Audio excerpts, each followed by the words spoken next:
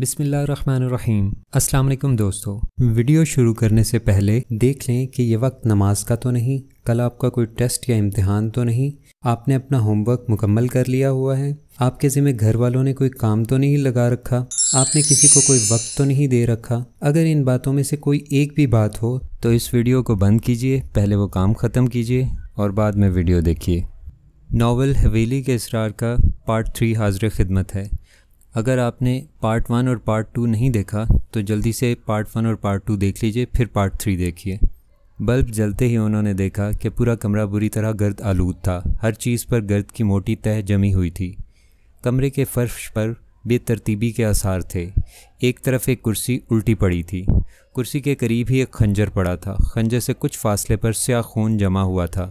इस जमे हुए खून पर भी अगरचे गर्द की कुछ तह जमी हुई थी, लेकिन इसके बावजूद खून की स्याही नज़र आ रही थी और उन्होंने फ़ौरन ही जान लिया कि वो खून के अलावा कोई और चीज़ नहीं। नीले रंग की एक बोतल के टुकड़े फर्श पर जा बजा बिखरे पड़े थे।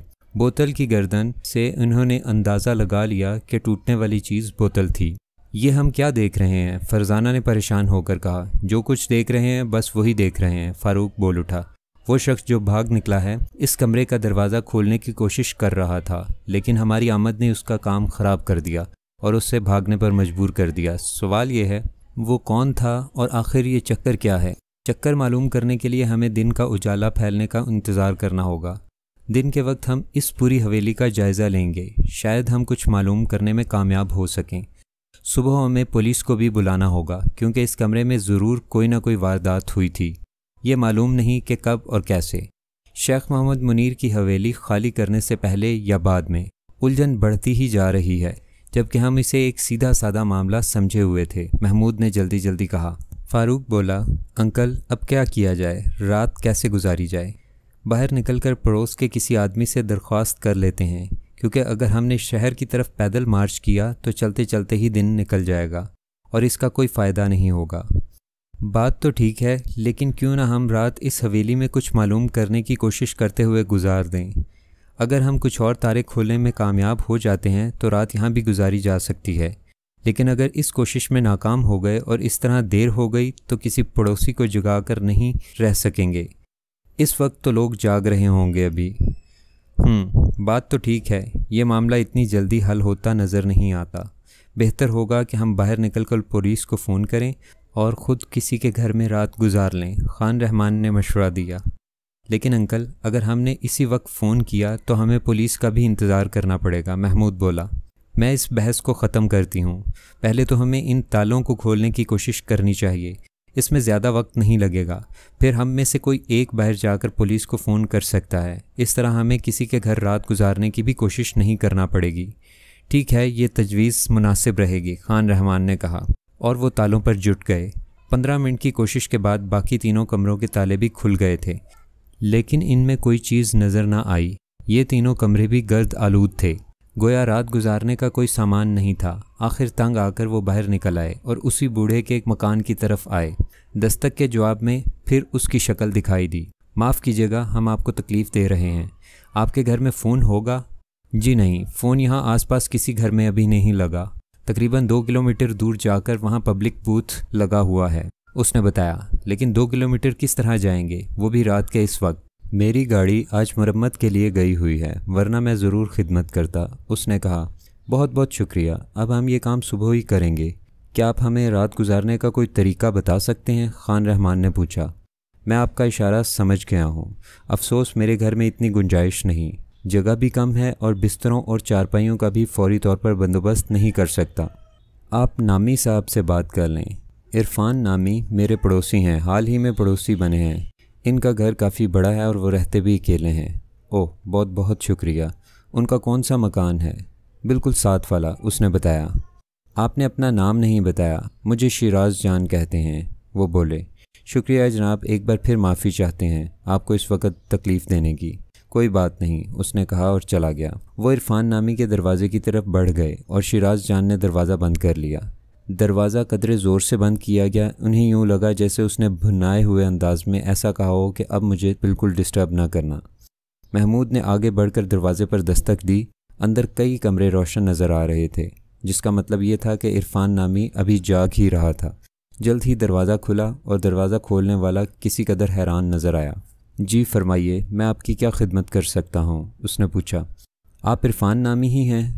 جی بالکل، آپ کو کیسے معلوم ہوا؟ آپ کے پڑوسی شیراز جان نے بتایا ہے۔ لیکن کس سلسلے میں؟ وہ حیران ہو کر بولا۔ رات گزارنے کے سلسلے میں۔ ہم اس قصبے میں اجنبی ہیں اور مہمان ہیں، اس طرف آنا تھا، اب واپسی کا کوئی ذریعہ نہیں، لہٰذا صبح تک رات گزارنے کا مسئلہ ہے۔ شیراز صاحب کا کہنا ہے کہ آپ تنہا رہتے ہیں اور آپ کے مکان میں جگہ بھی ہے۔ ہاں، اس میں کوئی شک نہیں، اندر تشریف لے آئیے، آپ یہاں نہایت اطمینان سے رات گزار سکتے ہیں۔ بہت بہت شکریہ جناب، ہم آپ کو زحمت دے رہے ہیں۔ نہیں، اس میں زحمت کی کیا بات ہے۔ وہ اندر آ گئے۔ عرفان نامی نے انہیں ڈرائنگ روم میں بٹھایا اور پھر چلا گیا۔ تھوڑی دیر بعد وہ واپس آیا۔ ایک کمرے میں 4 بستر لگا دیے ہیں، کیا آپ لوگ کھانا کھانا پسند کریں گے؟ جی نہیں شکریہ، کھانا ہم جہاز میں کھا چکے ہیں، یہ کہتے ہوئے وہ اٹھ کھڑے ہوئے۔ رات واقعی اطمینان سے گزری۔ صبح محمود نے فون کرنے کے لیے دوڑ لگا دی۔ فون کر کے واپس آیا تو عرفان نامی ان کے لیے ناشتہ لگا چکا تھا۔ انہوں نے ناشتہ کیا اور حویلی کی طرف آ گئے۔ انہیں زیادہ انتظار نہیں کرنا پڑا، پولیس کی گاڑیوں کی آوازوں سے آس پاس کا علاقہ گونج اٹھا۔ کچھ لوگوں نے دروازے کھول کر باہر دیکھنا شروع کر دیا۔ شیراز جان اور عرفان نامی بھی نہ رہ سکے۔ عرفان نامی بولا، یہ سب کیا ہے؟ شیخ محمد منیر کی حویلی کی تلاشی لی جائے گی؟ کچھ عرصہ پہلے یہاں کوئی واردات ہوئی تھی۔ محمود نے اس کی طرف بغور دیکھتے ہوئے کہا۔ ارے باپ رے! انہوں نے عرفان نامی کی بوکھلائی ہوئی آواز سنی۔ پولیس کی گاڑیاں حویلی کے قریب آ کر رک گئیں۔ ان کے قدم پہلے ہی حویلی کی طرف اٹھ چکے تھے۔ سب سے پہلے اترنے والے پولیس والے نے چاروں طرف نظریں دوڑائیں اور پھر اعلان کرنے والے لہجے میں بولا، فون کس نے کیا تھا؟ میں نے، محمود آگے بڑھتے ہوئے بولا۔ تم ہو کون؟ اس نے محمود کو گھورا۔ محمود کو اس کے لہجے پر تاؤ تو بہت آیا، لیکن صبر کے گھونٹ پی کر رہ گیا۔ میں محمود ہوں، یہ میرے انکل خان رحمان اور یہ بہن بھائی فرزانہ اور فاروق ہیں۔ اچھا، تو پھر تمہارے اس حویلی سے کیا تعلق ہے؟ تعلق تو کوئی نہیں۔ اچھا، تو پھر تم یہاں پہ کیا کر رہے تھے؟ کہیں حویلی میں چوری کی نیت سے داخل تو نہیں ہوئے تھے؟ جی نہیں، چوری کی نیت سے تو کوئی اور داخل ہوا تھا۔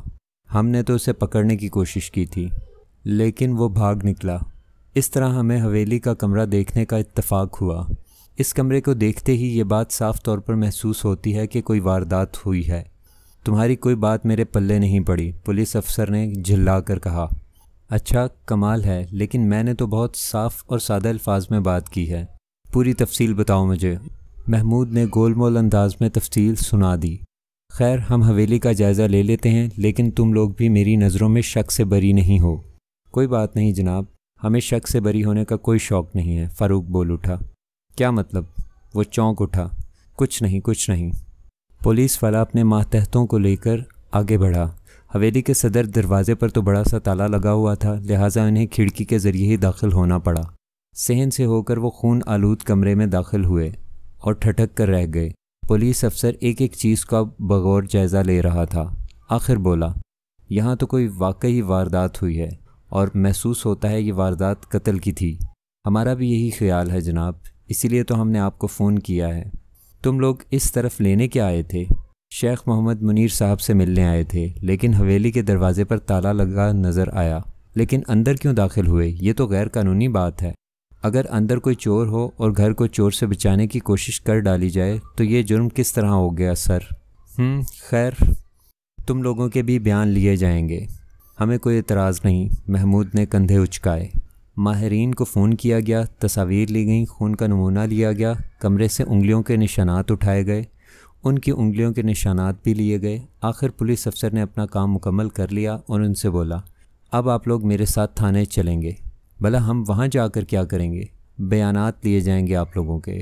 اچھا، لیکن بیانات تو آپ یہاں پر بھی لے سکتے ہیں۔ نہیں، آپ لوگوں کے بیانات تھانے میں لیے جائیں گے۔ یہ معاملہ اتنا سیدھا نہیں، بہت سنگین ہے، قتل کا معاملہ لگتا ہے۔ کیا خبر کچھ عرصہ پہلے آپ لوگوں نے ہی قتل کیا ہو؟ ارے باپ رے باپ، آپ تو الٹا ہمیں ہی قاتل بنائے دیے جا رہے ہیں، جبکہ ہمارا اس واردات سے کوئی تعلق نہیں۔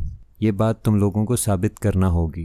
ہمیں شیخ محمد منیر کا نیا ٹھکانہ بھی ڈھونڈنا ہوگا۔ اس واردات کے بارے میں ان کے علاوہ شاید ہی کوئی کچھ بتا سکے، پولیس افسر نے کہا۔ اگر آپ ان کا ٹھکانہ معلوم نہ کر سکیں تو ہماری خدمات حاصل کیجیے گا، فاروق نے سوچے سمجھے بغیر کہہ دیا۔ محمود نے اسے گھور کر دیکھا۔ کیا مطلب؟ पुलिस अफसर ज़ोर से चौंका। जी हाँ, हम उनका नया पता आपको बता देंगे। तो तुम जानते हो वो लोग कहाँ रहते हैं? पुलिस अफसर ने इन्हें बगौर देखते हुए बोला। जी बिल्कुल, वो दारुल हुकूमत में रहते हैं, लेकिन अफसोस शेख मोहम्मद मुनीर उनके साथ नहीं रहते। क्या मतलब? पुलिस अफसर ने हैरान होकर कहा। शेख मोहम्मद मुनीर के बारे में वो लोग कुछ बताने के लिए भी तैयार नहीं, लेकिन अब उन्हें ज़रूर बताना होगा। ये कत्ल का केस है। उसने बुरा सा मुंह बनाया। ये बात आपको साबित करना होगी, महमूद ने कहा। क्या मतलब? वो चौंक कर बोला।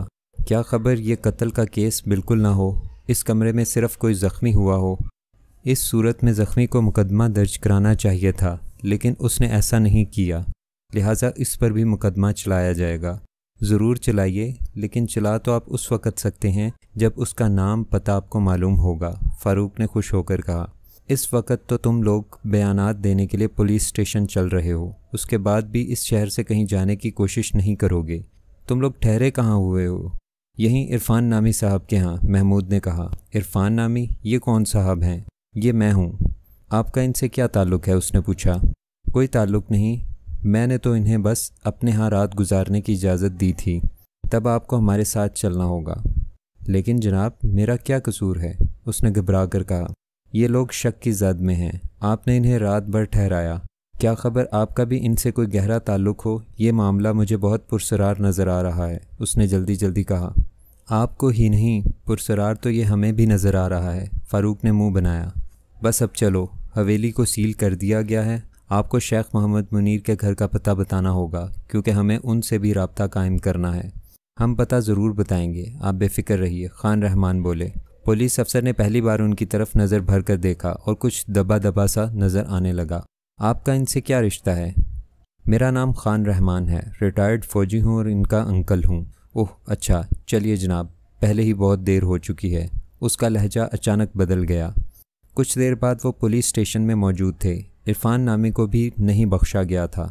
वो बेचारा काफ़ी परेशान नज़र आने लगा था। इसके पतले दुबले जिस्म में वो हल्की सी कपकपी साफ देख रहे थे। आपको हमारी मेज़बानी बहुत महंगी पड़ गई जनाब। कोई बात नहीं, वो हिकला कर बोला।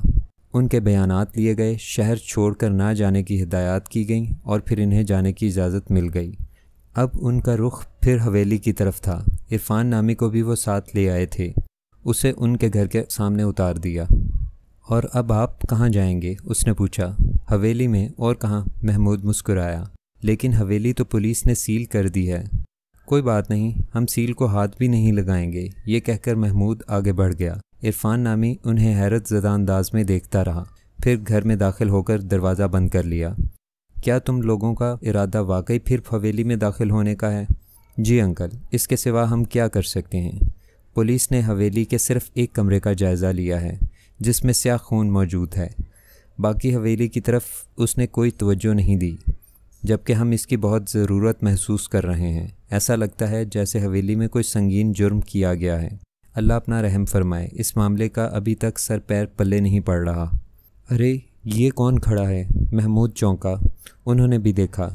हवेली के दरवाजे पर लंबे कद का वो आदमी सफ़ेद लिबास में मलबूस इन्हीं की तरफ देख रहा था। ऐसा लगता था जैसे वो इनका बेचैनी से इंतज़ार कर रहा हो।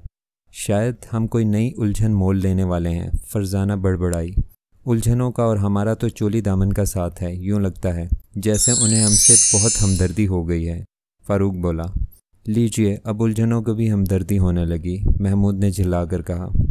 खामोश, हम उसके नज़दीक पहुँच गए हैं, वो क्या ख्याल करेगा? खान रहमान ने इंस्पेक्टर जमशेद के अंदाज में बोलने की कोशिश की और वो मुस्कुरा दिए।